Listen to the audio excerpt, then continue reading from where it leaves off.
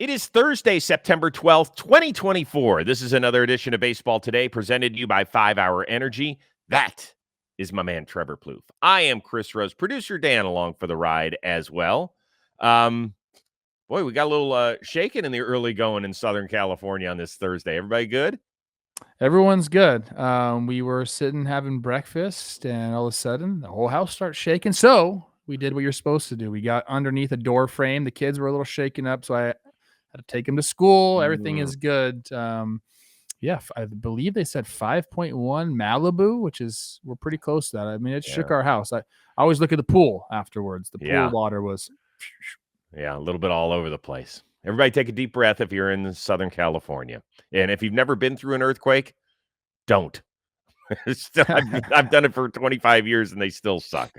Once again, today's episode brought to you by 5 Hour Energy. Those are shots that help you feel alert and energized. Each shot is packed with vitamins and nutrients, about as much caffeine as the leading premium coffee. And here's the great thing. It contains 0 sugar. So you're going to drink it in seconds. You'll feel it in minutes. It'll last for hours. It's available in a wide range of great flavors across regular strength and extra strength varieties. So head on over to 5hourenergy.com and use the code JOHNBOY to save 20% on your first order. Once again, this is the number 5hourenergy.com. Code JOHNBOY. Save 20%. Tip of the cap, I'm going to let you take us through this one. Yes, tip of the cap to our good buddy, Coach Ballgame, who, we've known for a long time, one of the best baseball content creators out there. He has a movie that he's in called Rally Caps. We're showing a screenshot there of him on the screen, which is awesome. I watched it with my kids. It's available on Amazon and Apple, and we are not getting paid to talk about this. I just love Coach Ballgame so much, and he was phenomenal in it. And there's some good actors in it. Judd Hirsch, Amy Smart, some of the names you'll probably recognize. But Coach Ballgame steals the movie, and he's just being himself. I'm like, this is the easiest acting job of all time. You're just being you, dude, which is awesome because he's great. Tim Kirkchin is also in it, but Coach Ballgame, I love this. I love this. I love mentors that are good husbands, good fathers, and want to have a positive impact on people. And Coach Ballgame is one of those people. That's my secret. I just get around good people and just try to steal what they do good for the world. That's my secret, Chris. Coach Ballgame is definitely one of those guys. So check out the movie because it's really good for all kids. You don't have to be a baseball fan to like this movie. It's really good. I was surprised how good it was. So Kirkchin was also in it. Hey, I got to hang out with Coach Ballgame. He is unbelievable. I'll tell you, he can play the bongos better than anybody I've ever seen. And I've seen some bongo players in my time. It's a little Sandlot-esque if that does it for people. How about that? Perfect. I love it. I'm going to have to go check it out. Very, very good. All right, let's get on to the baseball today. A couple of old friends are going to tango and maybe bongo for the next 4 days in the Boogie Down, each carrying a little mojo of the walk-off variety. The 2-1. Ground ball. Diving stop by Witt. The throw home is wide. Birdie scores. The Yankees win. A walk-off for Chisholm. And the Yankees win 4-3 and 11. Home run. Swing and a high drive. Way up there. Way back. Way gone. The Red Sox walking off at Fenway. Courtesy of Tyler O'Neill. If you're a left-handed pitcher and you've got to see him in the batter's box, run and hide. That's my word of advice. So if you're looking at the standings, Yanks still fighting it out with the Orioles for AL East supremacy. They're 1.5 up. Meanwhile, Boston 4 back of Minnesota for the final playoff spot. Is this the weekend that New York kills its good friend's chances for the season? I mean, they have there's a possibility that happens, Chris, but it has to come, with a Minnesota Twins victory, series victory against the Reds. The Tigers have to do things which none of these teams have shown the ability to separate themselves whatsoever. So could they lose a series to the Yanks and get down a little bit more? Yes, but I'm not ready to say they're going to get buried, or any team for that matter is going to get buried. I don't think that they can be. They certainly can't lose any ground. Let's put it that way. Okay. They cannot lose any ground. The Twins, I believe, are off today. So Twins are off today. the Red Sox could make up a half game tonight. They also still have a 3-game set with the Minnesota Twins ahead of them. The big worry is the other teams that are involved in this thing, right? Seattle, Detroit, especially, who has played great baseball over the last 6 weeks or so. But with the Red Sox, you have got to keep it in check. Like, the worst that they could do this weekend is 2-2, in my opinion. And Agreed. Yeah. the thing that would scare the hell out of me is that Aaron Judge has not been good lately. He is not. I mean, that it always feels like, man. So you're saying he's going to come back for this series? No, I'm just saying that. Well, yeah, I guess I am. Like, I think you are saying that. hell out of me. He's hit very well against Boston this year. Boston actually leads the season series 5-4 against New York, so they've done their job in the head-to-head. But Aaron Judge, did you know this month? I think he's hitting under 200 and an OPS under 600 in September. We're only a week and a half in, but I knew that he'd been struggling. I didn't know the exact numbers, but Yeah. that's, and has not homered since August 25th. I know Red Sox fans are like, Rose, shut up. Yeah. Well, they're probably usually like that anyway, but they're really like that. Like, don't tell the guy that. I think he knows exactly how he's doing as of late. So that's the thing that would scare the you-know-what out of me. But if they go worse than 2-2, then it is over. You think so? You think if they I do. lose, okay. I do. I mean, look, it's getting to that point, Chris. We're getting towards the end of the season where, a 3 or 4 game lead seems like, doesn't seem insurmountable. But when you start factoring in percentages, I'm not good with percentages. But that's what the math people tell me, that when it gets to this time of the year, it gets much more difficult to do it. How about that for math? That's good enough. Good Yeah. enough for me. I'll be paying attention to this series. You know what I'm like right now, Chris? What's Like that, bud? how you've been with the Guardians this entire year, just Yeah. scared. Yeah. Just scared of your team. And I I'm get it. terrified for the Twins right now. I'm I am sure. terrified for them. Yeah, that 9th inning, they had a 3-run lead going into it, and all of a sudden, before you know it, the Angels had the go-ahead run at the dish in the 9th Yes, they inning. did, Chris. So. Yes, they did. And hit a ball to our rookie shortstop. And, Nope. All right, let's focus on New York's other team. Up 1 on Atlanta for the final wild card berth in the National League. The Mets, Wednesday was amazing for them. They were getting shut out and no hit in the 9th inning when this happened. That's driven to deep right field, and a home run ends this no-hit bid. Linsanity! Francisco Lindor ties the game with a 9th inning home run. How long has he been sitting on Linsanity? That is so good. That is so good. That brings me back a little bit. We will focus on the side of Bowden Francis momentarily, but let's look at this from the Mets angle, because that jump-started a 6 spot in the 9th. Mets ended up winning 6-2. I know a few weeks ago we talked about this, and we were like, listen, Francisco Lindor's had a great season, but this is Ohtani's MVP. Now, what did Francisco Lindor tell our good buddy Jeff Passan? That MVPs are won in August and September. Well, he's doing his. How much has he closed the gap? Is this realistic? I'm gonna stay with my take here, Chris. I think Francisco Lindor's having a fantastic season. Obviously, the Mets would not be where they're at without him. I think they're one of the surprise. There's many surprise teams in baseball this year. The Mets are one of those teams. And again, I'll reiterate, they wouldn't be here without the season that Francisco Lindor has had. And he's been phenomenal on both sides of the ball.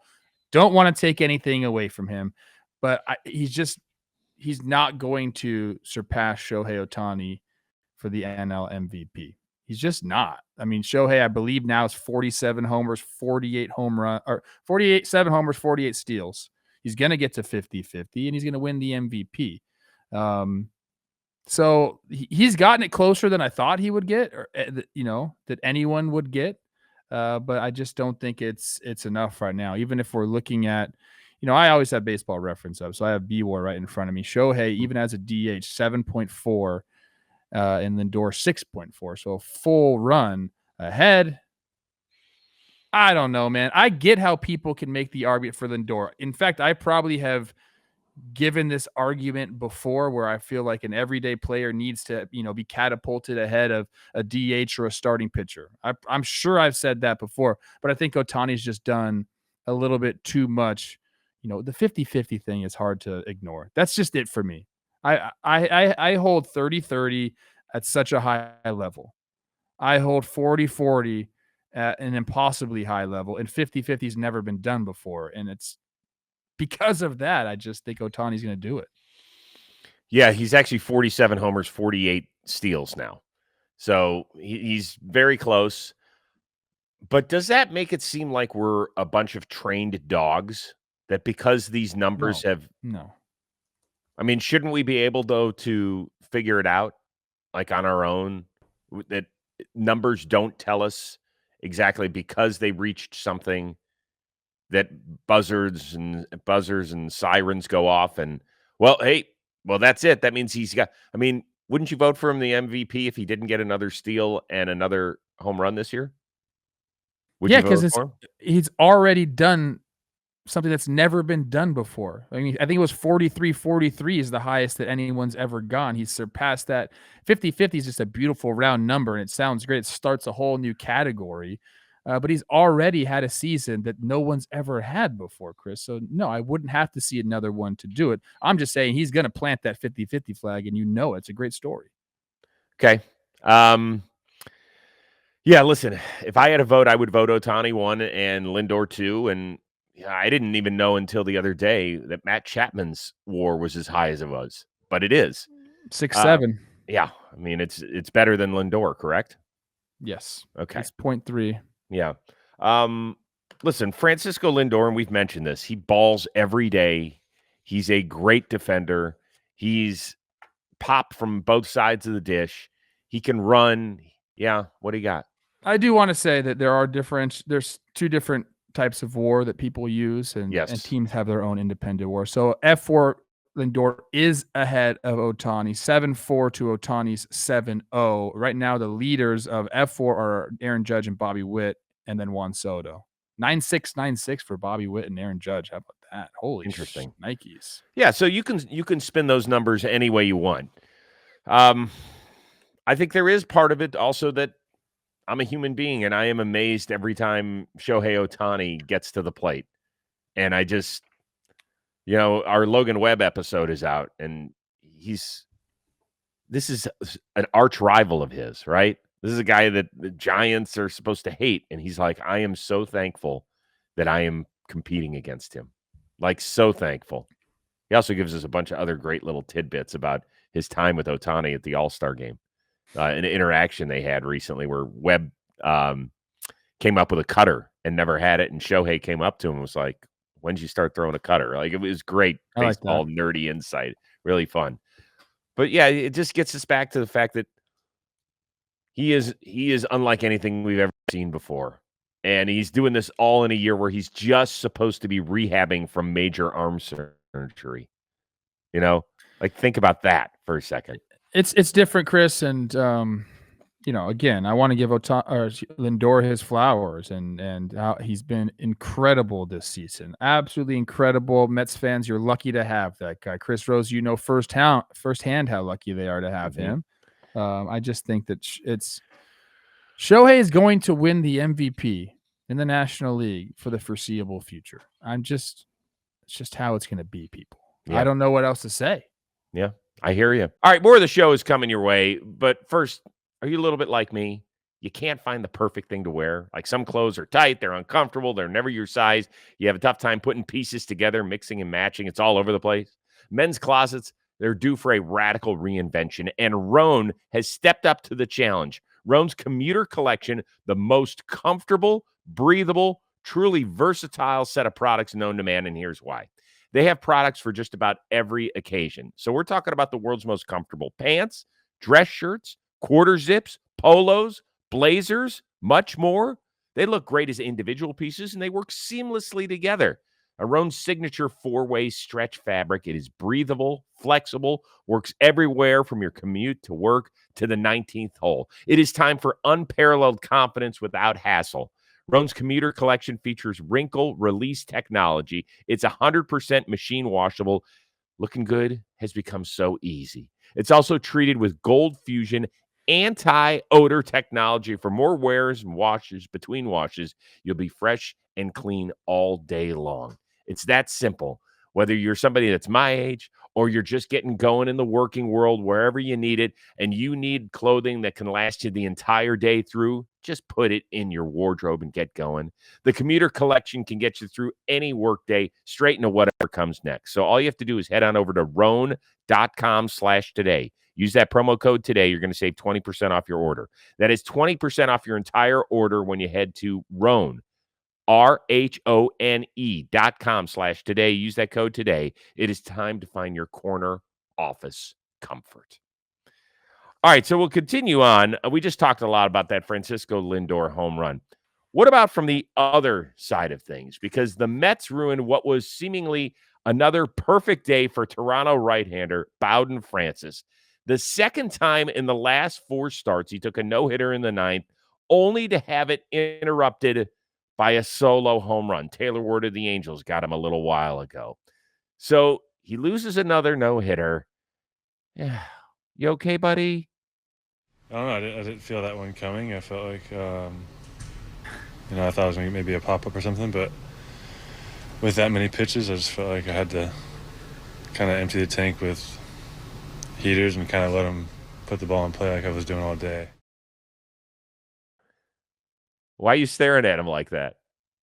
I don't know. Does he have like a hearing impairment? I don't know. Or is that just like, did he have some? What did he have on right there? I just think he had some headphones that were dangling. I don't know. Okay. I didn't He feel looks like an interesting dude. He does look like an interesting dude. I do not know him personally. No. But yeah, that's okay. He kind of looks like a little hipster. Yeah, he does. honest. He does look a little bit like that. Okay. So my question was going to be, on a scale of 1 to 10, how bad do you feel for him over what has gone on lately? I don't feel that bad, to be honest with you. Not just because he's a starting pitcher. Now, he used to be a reliever. I don't feel that bad because I feel like he's had such a great establishment of a season. So I'm happy for him more than anything. He's shown that he can be a reliable big league starter, and that hasn't always been the case with him. I mean, he started this year. I think he even got sent down to the minor leagues early on, if I'm not mistaken. Then he's came back up, mixed his pitches up a little bit, throwing the splitter a little bit more. Fastball's been great for him this year. But the guys that, go from reliever to starter and are able to do it the way he's done it, I mean, you just have to be happy for him. I understand. Look, you're so close to having a no-hitter, having your name etched in the history books, all that. That's great. But if I had to take establishing myself as a big league starter or throwing like a random no-hitter, I'm taking establishing myself as a big league starter, and that's what he's done this year. So I get it. I'm a little bit sad for him, but I'm more so happy that he's just kind of become the guy that maybe he's thought all along, and it's really good to see. And how about Blue Jays manager John Snyder saying, "I'm not going to get in the way of history." I mean, this is what the people want. Yes. Yeah. Do you know what I mean? Like, this was awesome. Yeah, he lost it, but great. But he feels good, and I don't know, man. I'm just happy for the guy. And there's no question that we appreciate that out of a manager. But 2 things: number 1, the Blue Jays aren't going anywhere. They got 2 weeks left in their season. Don't say he's 28. Don't you dare say he's 28. Nope, not going to say that, because they still have to take care of him to the best of their ability. But it's not like, hey, we've got to save him. We've got a big game coming up in his next start. It's nothing like that. Do the Pirates have a big game coming up in their next start? I think we can admit that there's a little bit of difference between Bowden Francis and Paul Skeens in terms of what they mean to an organization. No, I don't know, man. I think. Well, the other thing I was going to say means is a lot to the Blue Jays right now. I understand what you're saying. I'm not going to say the other thing because I don't even want to get into that. But I do want to get into this. Okay. I love that Francisco Lindor came out and said that Bowden Francis was great. And he was phenomenal in his thing, because I hated what Taylor Ward said after he hit the home run. He's like, I didn't see anything special. I always think like that when you get your ass kicked by somebody, when they shove against you, and what does it say about you? I mean, what does it say about your team? If you're going to sit there and take shots when they just kicked your ass, like, I think it's stupid. I think it's silly when people say stuff like that. But that's neither here nor there. Here's a few things I loved. I loved seeing Sean Manaea, who was on the other side of the dealing, Yeah. tipping his cap in the dugout. That was freaking awesome. That's awesome. I love that. No, Sean Manaea is a guy. He's a stud. He also pitched well. So Yeah, pitched great. He's pitched great all year. The other thing is, it made me think of a couple things. One, Bowden Francis is the first player since Nolan Ryan to have 2 no-hitters go awry in the 9th inning in the same season. So if you are mentioned with Nolan Ryan, you're okay in my book. I got another stat for you. Can I give you another stat? Please. Bowden Francis has the lowest whip in a 6-start span in Major League Baseball history.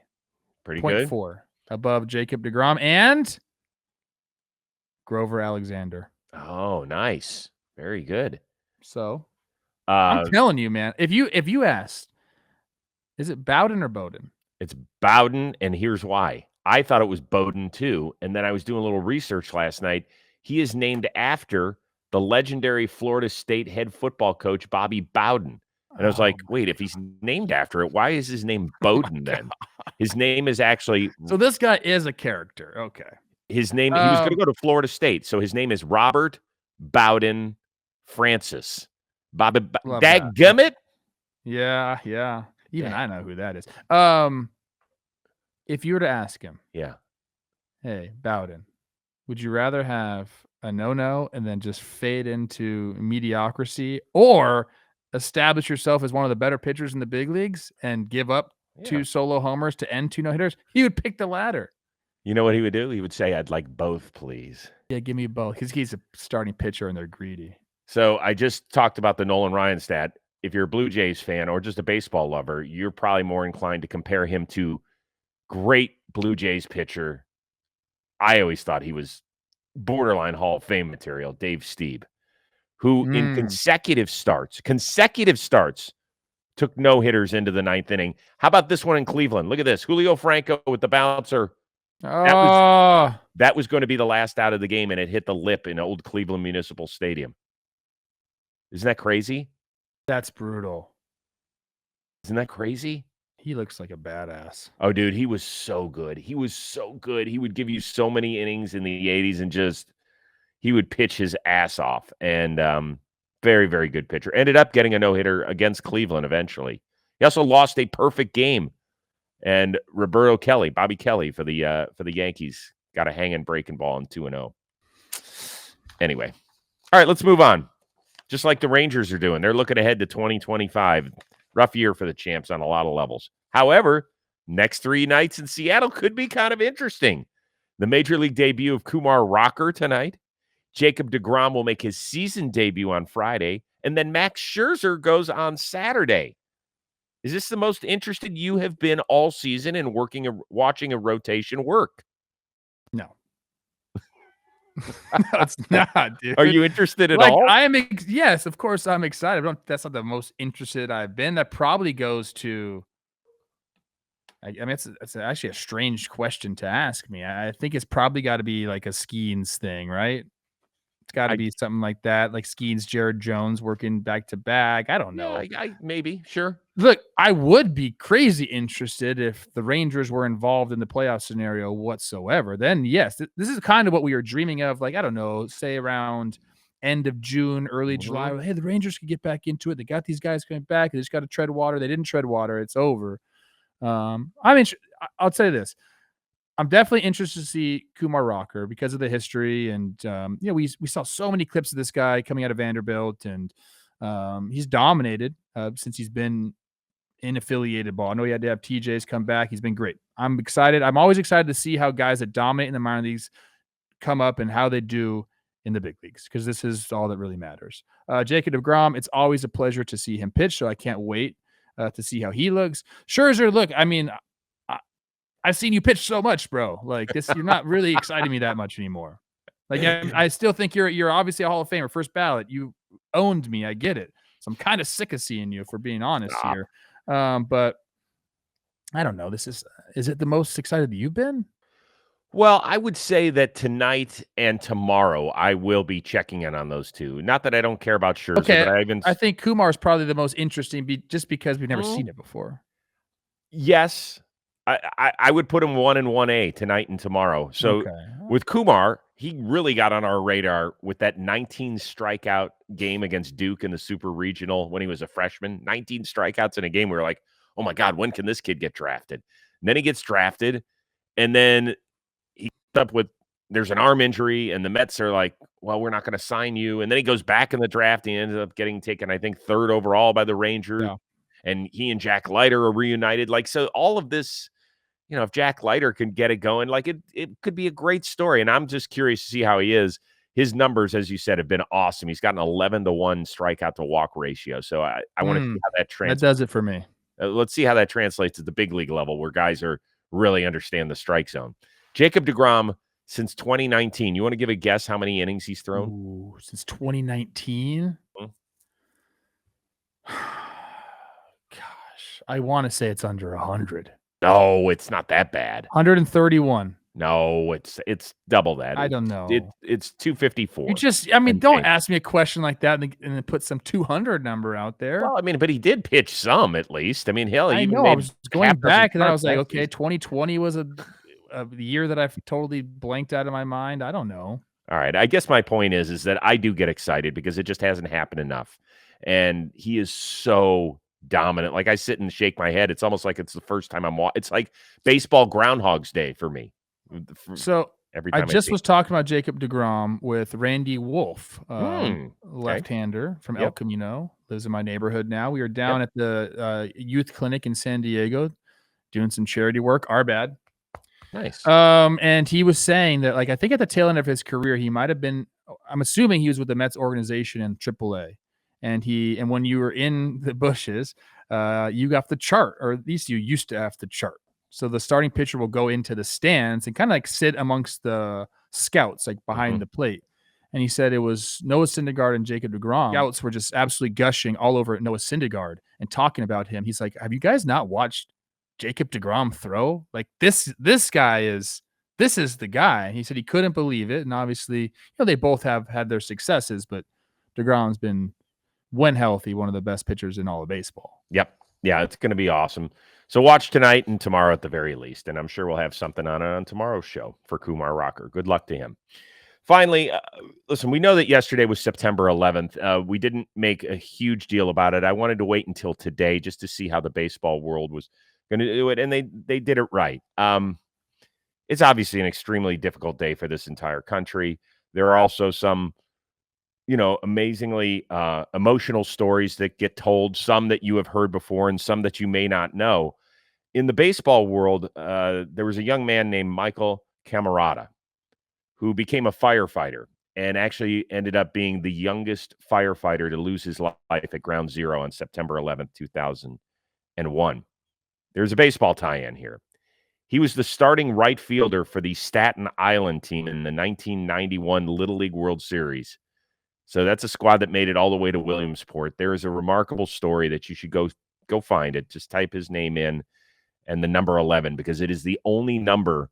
That was his number. It was the only number that has been retired at the Little League World Series. So you'll see that number 11 on the wall out there. Just makes you think, man. I'm 22 years old, and to go, man, it's tough. It is tough, and you every year on September 11th and the days leading up, you get reminded of the stories of the courageousness and the braveness of the first responders running into that building, and then ultimately giving up their lives to try to help people. And it's something that the saying is never forget, and I don't think we ever will, man. No. That was such a impactful day. I guess that's not really the right word, but well, it was. I mean, it definitely still sticks with me. Absolutely. And I could just tell you this is, Josh, who's 23 now, was 10 months old. And I remember holding him, watching all of this stuff. And that was a day where actually we lost a buddy of mine, a coworker who was on the first plane.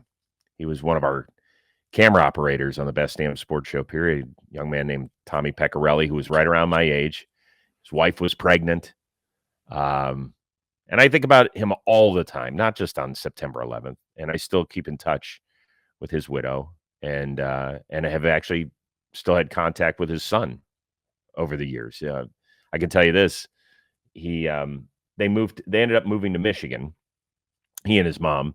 And when the Tigers were really good in 2010 and 11 and 12, we would get them tickets when I was covering for Fox. We'd get him tickets to the ALCS, and he'd come out and hang out on the set, and he was great kid. And he's now in his college years, and it's amazing. So just wanted to be able to inform people a little bit about the baseball side of that, and certainly thank Michael Camarada for everything he did in his short life. So we appreciate you, Michael, and your entire family. We are back at it again on Friday. We will get your baseball weekend pointed in the right direction. Do want to remind you to please get your questions in for the 5-Hour Energy Question of the Week. You guys have done an outstanding job so far. For our amazing, one-of-a-kind producer, Dan Rourke, the uber-talented Trevor Plouffe. I am Chris Rose. We will see you Friday here on Baseball Today, presented to you by 5-Hour Energy.